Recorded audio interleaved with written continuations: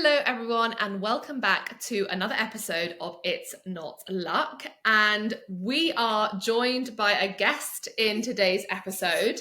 Laura, welcome to the podcast. How are you doing today? I'm so excited to be here. I'm doing really good. I have to admit, I didn't wake up feeling good. I felt a little bit sluggish. I didn't really have the energy. And then I actually set out to go for a really long walk, just get some fresh air. And it totally inspired me and reshaped my mind. So I'm feeling good now.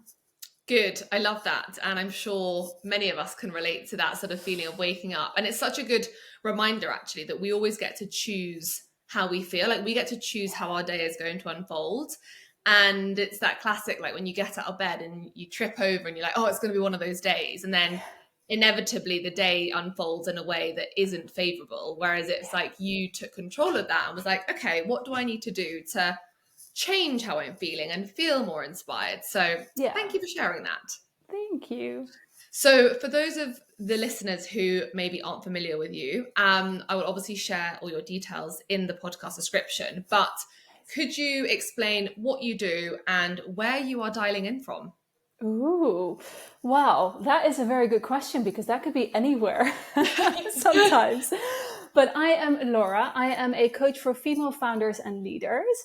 I am currently dialing in from Alicante, Spain, because I purchased an investment property here that will be part of a bigger rental portfolio. So that is the second, owning a business that I have. It's a property called Living.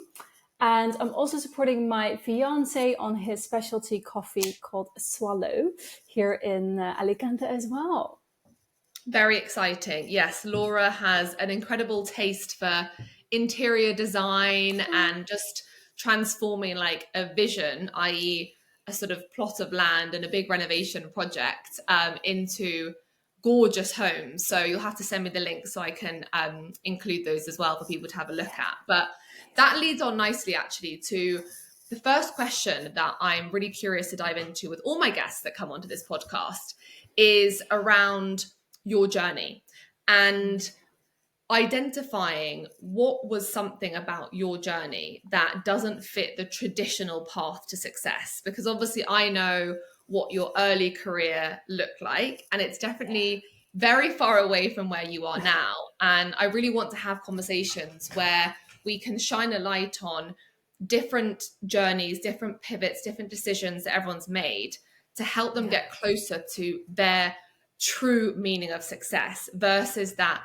conditioned expectation of success that I'm sure so many of us have followed, only to realize, hang on a minute, this isn't what I actually want. So, Yeah. what's something about your journey that doesn't fit the traditional path to success?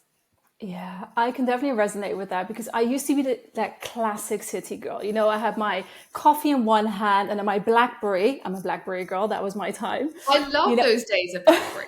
It was so good. But to be honest, it was glued to my hand. Like I was conditioned to respond to every text and every email within the minute. Like that was kind of the threshold within the legal industry that I was in at the time. So every day I was speed walking past the Thames. You have your sneakers on, you change them at the office for your office shoes. And that was me. And I don't really know if there was an actual moment where I was like, hey, wait a minute, like, this is not my definition of success. It was definitely a journey. I was definitely, like you said, conditioned into that. Like, I was looking up to my mom, who was an amazing single mom, working woman who had this fabulous career. So obviously, I stepped into her shoes and went on the same career ladder.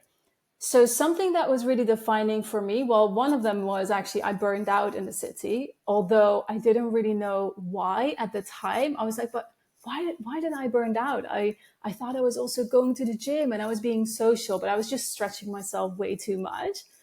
So there's been two defining moments. One was actually quitting my job without knowing what was next. Like that was such a big shift.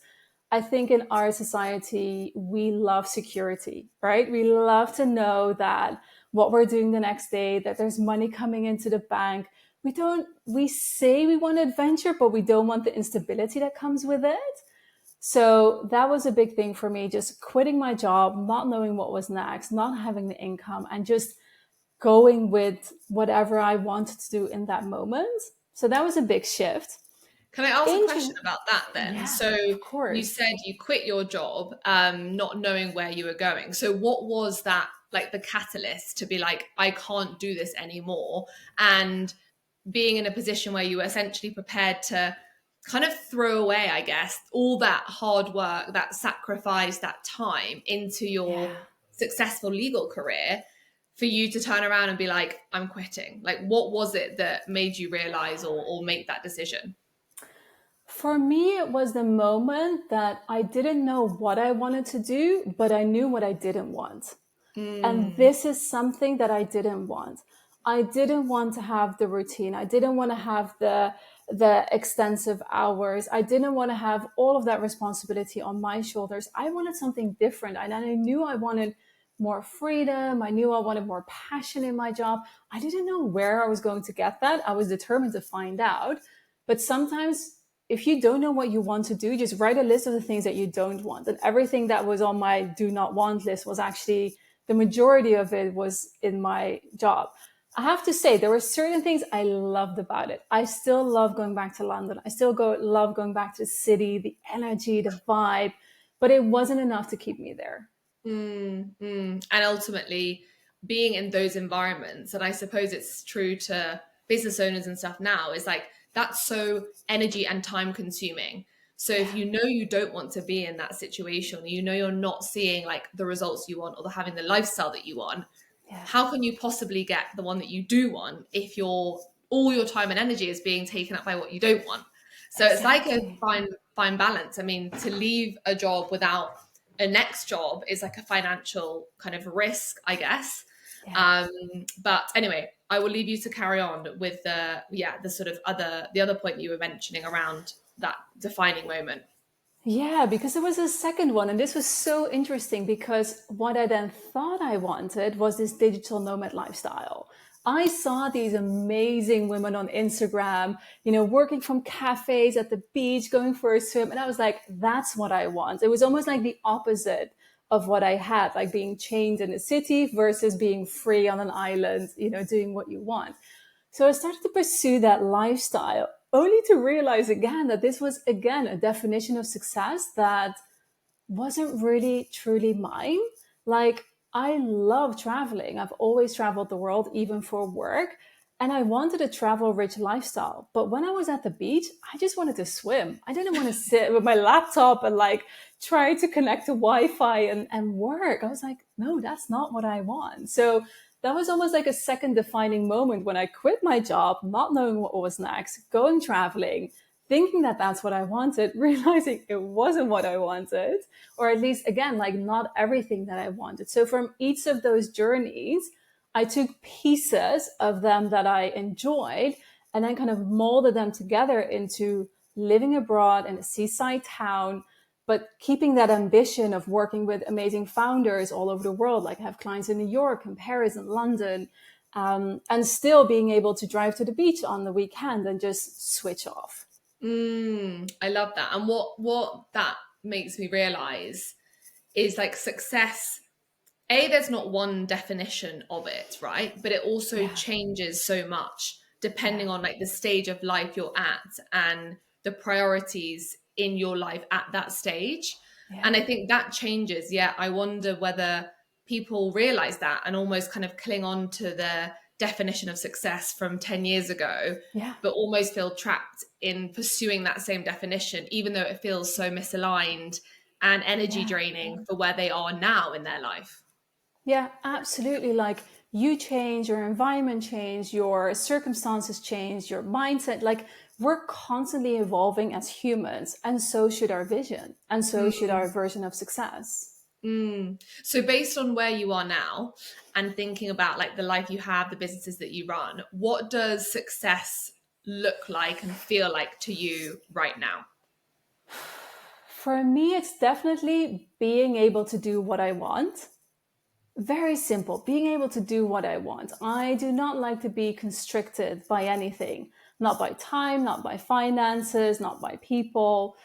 So it really is to really be in that moment and feel like, what is it that I need right now? What do I want to do? And then just go after and do that. So for me, it's a lot of freedom. It's living in alignment with my values. I love, like you said, I love design and creating beautiful spaces. I want to be able to do that. I love the ambition and vibe that comes from big cities. I want to be able to connect with everyone and women in those cities. So it really is just doing what I want when I want it and not feeling constricted by anything, including myself, because I think you know as well as I do that a lot of times we can hold ourselves back the Mm. most in this. Mm. And what would you say to anyone that's listening that is thinking, I realize I've probably been chasing after a definition of success that isn't my own. It looks Yeah. great on paper. Maybe there are elements of it that they do like. Maybe it's they're getting well paid or they're living in a beautiful location, but there's parts that are they're just like, I actually want what's over here and I'm over there. And building up the courage or the confidence to make decisions that can feel quite scary, that might involve a big pivot or making a big decision or being vulnerable or whatever it might be. Like, what advice could you give based on your own journey of like quitting that corporate Mm. job, like not having anything next to go to, leaving a big paycheck behind, but ultimately knowing that because it was so much what you didn't want to do, you had to do it? Because that feels like a very Yeah. brave, big decision to make. And I'm sure that's why a lot of people don't change, because they're worried about that. So anything Yeah. that you can say that might help people to get back closer to their authentic, true definition of success. Yeah. Such a good question. All right. That's a big responsibility as well, right? To guide people through that. So I'll do my It's not very, a very best. blueprint. It's not a blueprint, but yeah, I guess you have a friend and they said like, they said that to you. Anything that Yeah. you would say, even like a starting point of how to take those first steps. Yeah. Well, first of all, I would say welcome to the club. I don't know anyone who hasn't followed a definition of success that wasn't their own. Mm, So I would say don't feel bad about it, because I was in this career for 10 years probably. And at the beginning, I was like, oh my God, I've wasted these 10 years. But they weren't wasted. They were all kind of experiences and lessons that I got to take with me in my backpack on the journey moving forward. So never feel like, you've wasted your time. It's never wasted. Never feel that you are now starting from the bottom. That's what a lot of people feel as well when they change careers or they want to start a business rather than stepping into a new career path. They feel like they're starting from scratch, but actually you're not. You're already like so high up with all of the experience. So that's the first thing I would say. Like, welcome to the club. Like, don't feel bad about it. This is amazing that you're at this point. I would then say if you don't have clarity on what it is that you do want, then do flip it and look at, well, what is it that you do not want? And start understanding, okay, this is what I don't want, which will then actually give you clues to what you do want. And then I would say start somewhere. Like, start small. It's not about walking into the office and saying that you're going to quit, because honestly, it took me over a year to find the courage to actually walk into my boss's office and tell him I'm not coming back. And even verbalizing it was so difficult for me. I remember actually speaking to a colleague of mine first who I really trusted. I was like, babe, I don't think I want to come back. And it was such a big thing to speak it out loud. I didn't dare to tell my boss, but I dared to tell her. So that was kind of like the first step to get the ball rolling. So that's what I mm, would say. Welcome to the club. You're not starting from scratch. Get clarity on what you do want and just start taking really simple little steps to get you going. And as you have experienced, and I'm the same, it's by doing that we learn more. So like you thought you Mm, wanted to be a digital nomad and like, working from exotic location, then you're like, actually, hang on a minute, I don't know if this is for me. I don't, And yeah. so that's what's got you here. And it's not until we do those things that we build up more pieces of information that Yeah. help us realize, okay, actually, that doesn't feel great, but now it's another thing I know I don't want to do. I remember doing that even when I was applying for my first job out of university. I was like, I have no idea what I want to do. But I was like, what don't I want to do? Like, what do I Yeah. find boring, or what are like circumstances that I know wouldn't suit me, like my Yeah. personality?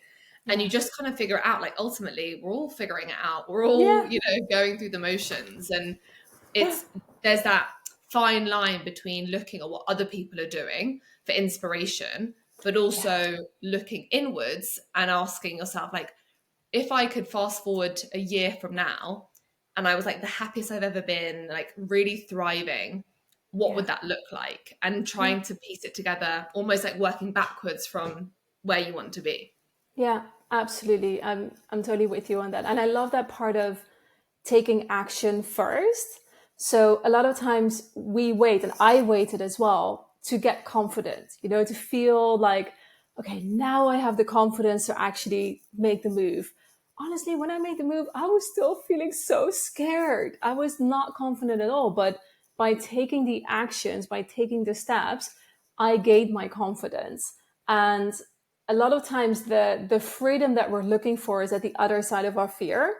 So we want to make a decision, and then fear comes at us, or limiting beliefs, or negative self-talk, whatever we tell ourselves, and we back down and we don't take the decision, or we don't take that step. But when we push through the fear with guidance, and obviously there's ways that you can work around that, then that's when we actually feel more free, more confident, more excited, more motivated, all of the things we desire.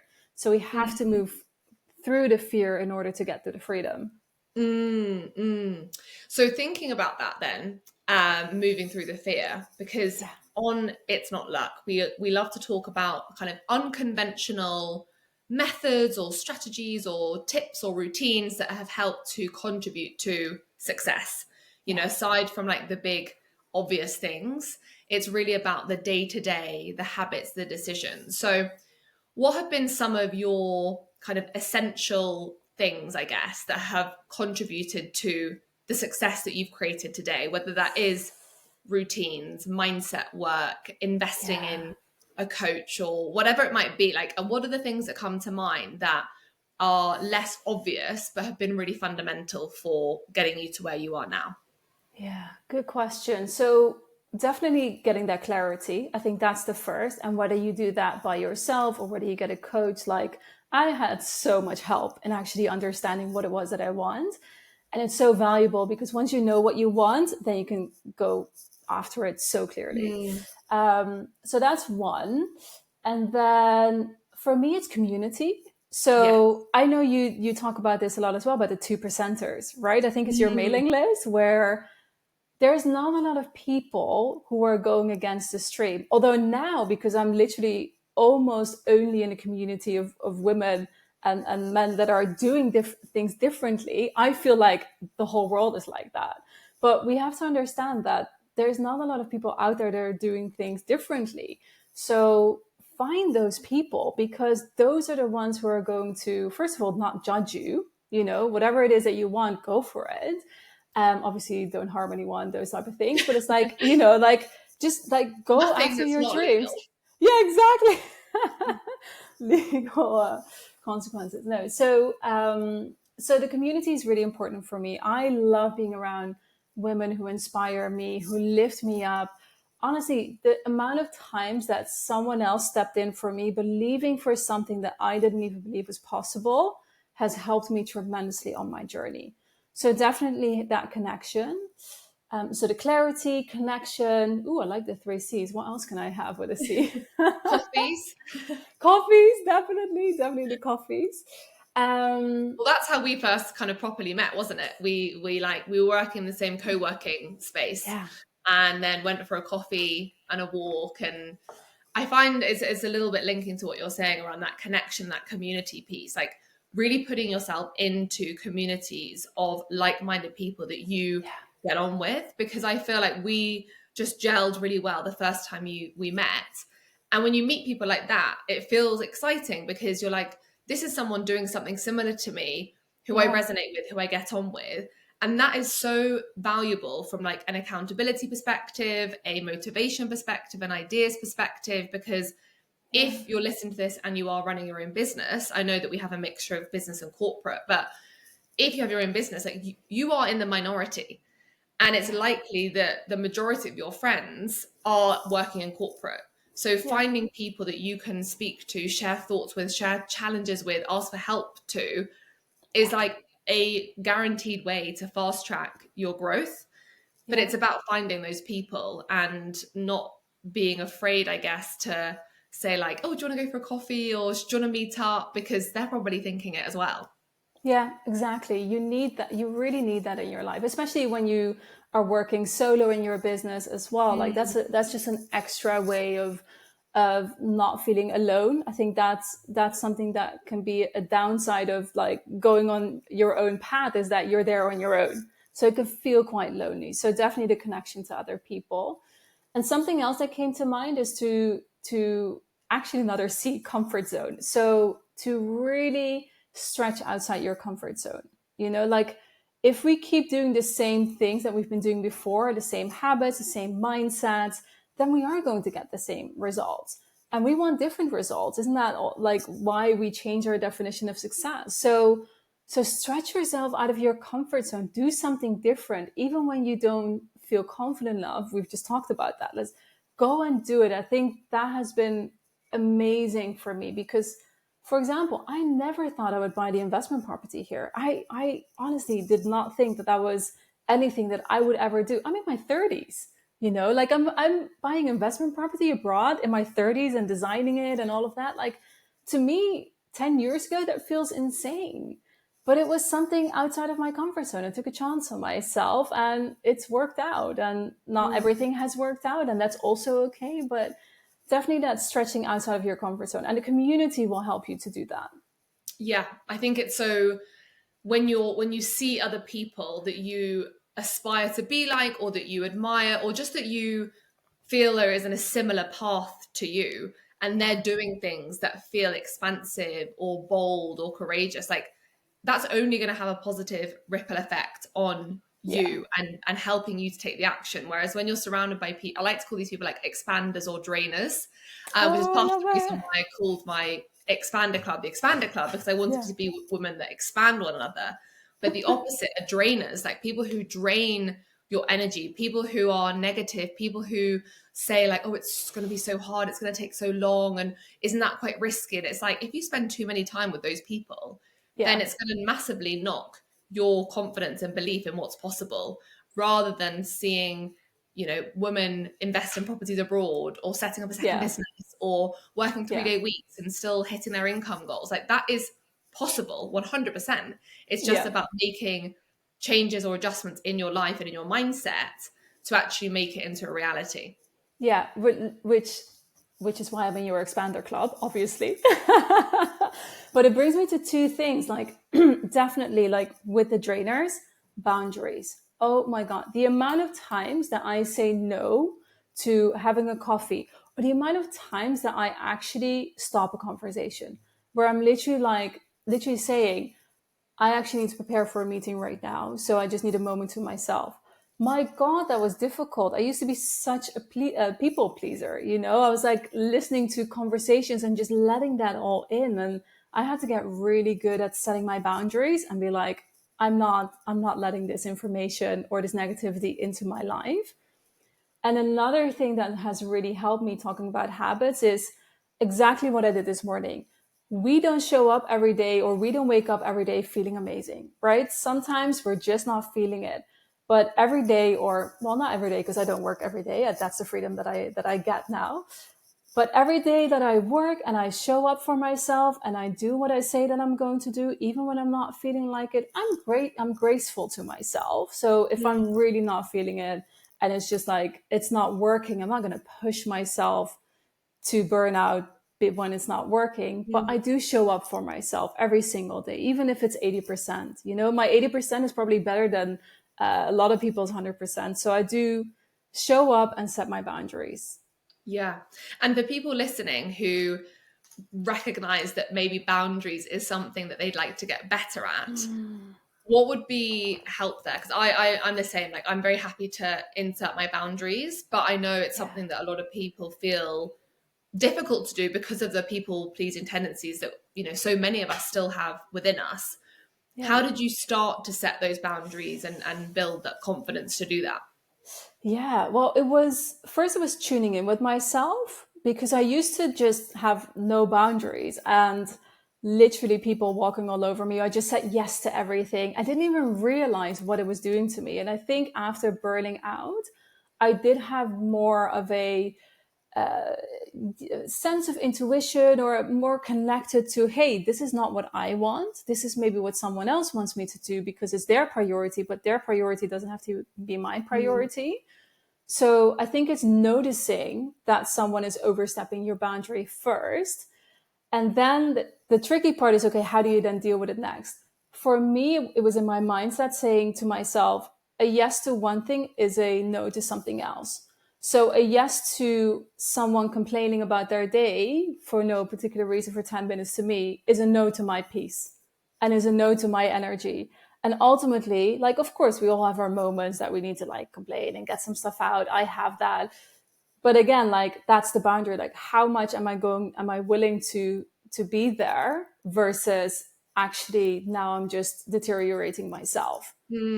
So it's understanding when it's happening, really tuning into yourself, having the right mindset of actually a yes to someone else's priorities and no to my own priority, and then just having the guts to say it. The people who will respect your boundary are the ones who will stay in your life. The ones who don't respect your boundaries, why would you even want to have them in your life? Like, what's the point? So it actually is almost like a segmentation, of like, okay, the expanders and the drainers, similarly, like the one who will respect your boundaries and the ones who won't. Yeah. And there's definitely ways you can do it to ease in, I think, whether it's setting if you're having a call with someone and it's 30 minutes, it's articulating in advance, like, I've got a hard stop at, 3:30 because I've got a call afterwards, or no problem to hop on a call, but I can only speak for 15 minutes. Or exactly, with like my clients, for example, they know that after, I think it's probably 5 p.m, maybe it's 6 sometimes, I'm not available. So like, by all means message, but I won't be responding until 9-10 the next day. So it's just making a few tweaks, at least at the beginning, of your working hours, your time, your piece, as you were saying, and then sticking to that. Because I think as soon as you bend the boundaries once, it's then very hard it's much harder to kind of correct that. Whereas if you stick with it, that's just like a rule. It's a non-negotiable for yourself more than anything, but it becomes very clear to anyone else that's involved as well that those are the boundaries. And I think sometimes it's nice, if you're feeling nervous about implementing them, is asking the other person what their boundaries are as well. Like, I don't work Fridays or the weekend. How about you? What are your boundaries? And then it means that you're also respecting theirs. And then it's less awkward of like, this is how I work. This is what I do, that kind of thing. Yeah, that's so true. And it is also about respecting other people's boundaries. Totally. If we want ours to be respected, then we should respect other people's boundaries as well. It goes either way. Amazing. Well, before I let you go, the final question that I would love for you to share is, if you could leave the listeners with one mindset shift that really helped change things for you, what would it be? Ooh. I think it's less of a shift, but more of a question. Yeah. And it's, what do I really want? Not what do I want? What do my neighbors want? What does my husband want? What does the TV commercial want? What does my people pleasing personality want? No, what do I really want? What do I truly want? And go from there. Love that. And how often do you ask yourself that question? Not often enough. I'm just realizing that. I was going to say, that sounds like a very powerful question. I need to ask myself that. Yeah. Like, imagine starting each week with that question. Yeah. Even. Well, I do say every week I sit down at the beginning of the week, what are my main priorities? And I literally write them down in my journal, in my calendar. And I write down like, these are my top priorities. This is what I want to get done today. This is what I want to Mm, get done this week. And then focus on that. But I yeah. don't go as deep as like, what do I truly want? What are my inner desires? I should do that more often. Well, thank you so much, Laura, for coming on. I've thoroughly enjoyed our conversation. For everyone that's listening that wants to find out more about you, your work, where is the best place to find you? And I will, of course, leave your links in the show notes as well. Yeah, go for it. Well, so it's Laura Deetman everywhere. So I'm on Instagram. I just got back on LinkedIn, which is something that I hadn't done for a long time, but I'm there as well. My website is also lauradeetman.com. And then LVNG, The Living, that is the brand of the Mm. property that I was talking about in the beginning. So definitely check that out. But it's all linked in my Instagram profile as well. Amazing. Thank Thank you so you. much. And thank you, everyone who's tuned in. Any questions, feel free to reach out. And otherwise, I will catch you in next week's episode of It's Not Luck. Amazing. Thank you. No worries. Bye. Bye.